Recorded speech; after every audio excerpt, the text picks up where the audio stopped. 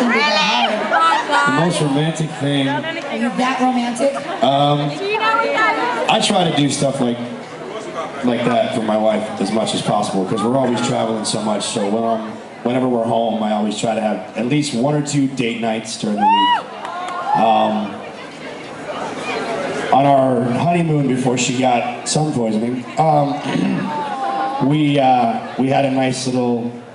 We had like this little deck you could jump into the ocean. This little bungalow, and I had her favorite meal, her favorite type of drink,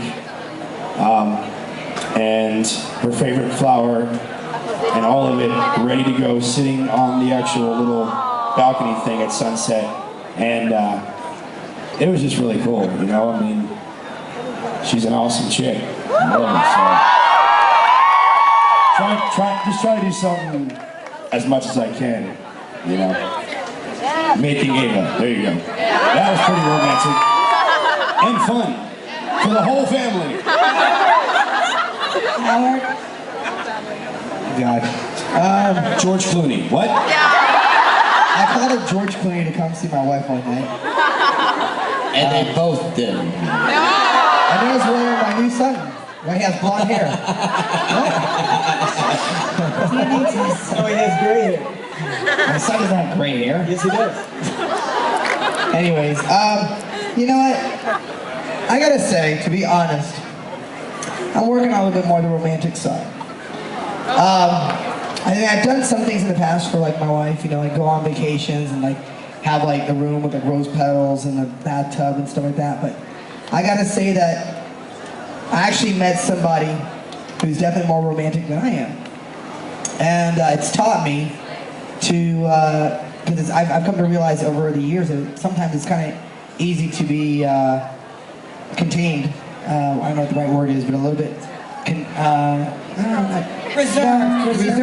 reserved. You know, we're really blessed in what we do here, that a lot of things are catered to us, whether it's anything from our clothes sometimes, or chicken wings. You want whatever you want.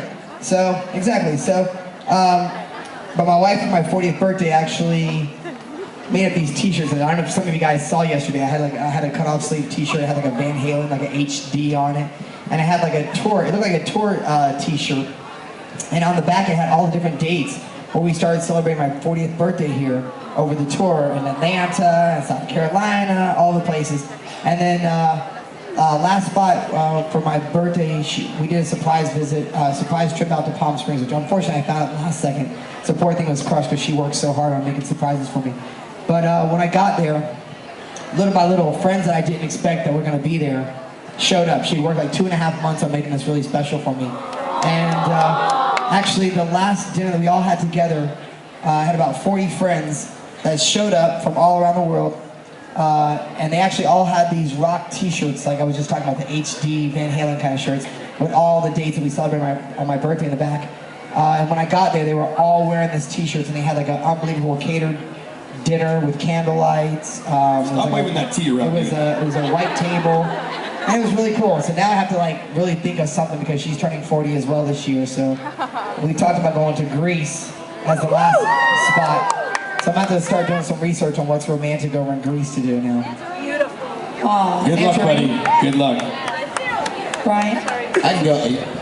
Yeah, just actually, it's interesting. I'm really the least romantic on the entire group. Trust me on that. But I just More than me. Yeah, I just actually learned that right now. I didn't know. I figured you'd be the whole sweet D thing, you know. It's a different time of the night. So I thought there was a reason for it. But anyways, right off in the Caribbean, down in Key West, when I got engaged to Lauren, I had my boat, which was, I hadn't driven it in years. It's like this 25-foot Pro Line. And when I finally came down there was water in the engine. There was parts that needed to be replaced. I had this whole thing where I was like, okay, I'm gonna take her out on this island, small little island, and just kind of like make it our own little island. And but then like a rainstorm came in, and then that pushed us back.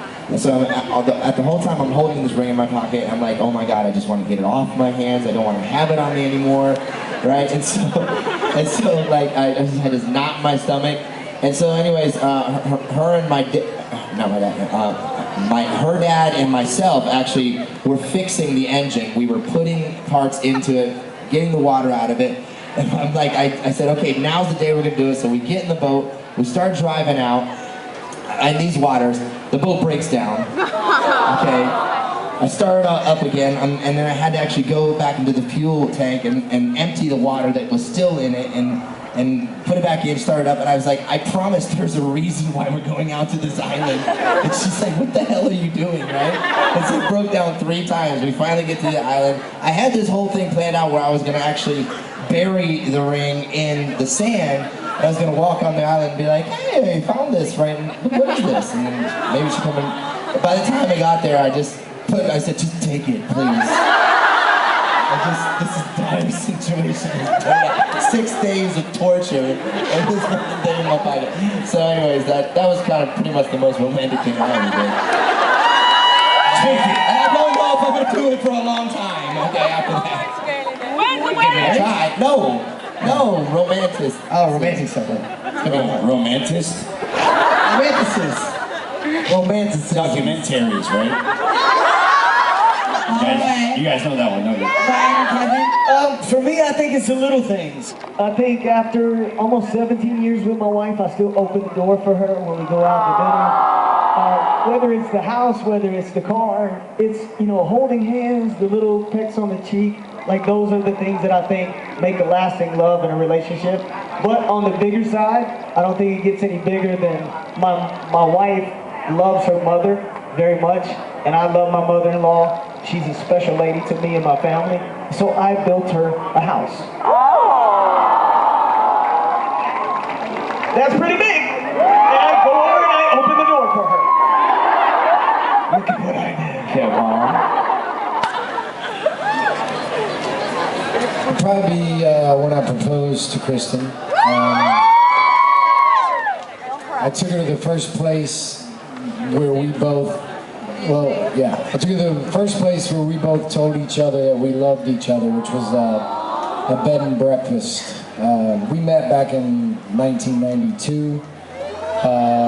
We both had just gotten out of really long relationships. I was engaged at 19 and got out of that engagement, thank God. And she had just been in a 2-year relationship when we both met each other. And we're like, on our first date, we're like, yeah, I'm not looking to get into anything serious. And she was like, oh, me either. Well, and within 3 months, we were in love. And so I decided that I wanted to tell her that I loved her. So we went to New Smyrna Beach, and there's a bed and breakfast there on the Intercoastal Waterway. And we spent the night there one night, and that's where I first told her that I loved her. And then so when I proposed to her, and that was in 1992, so when I proposed to her in 1999, I took her back to that same bed and breakfast, and we spent the night. We woke up the next morning and had breakfast, and I just got down on my knee and proposed to her. And she looked at me like, what the hell? She didn't know if it was real or not. She was like, is this real? But yeah, it worked out okay. Fight it. These are some romantic boys, huh? We tried. All right, guys.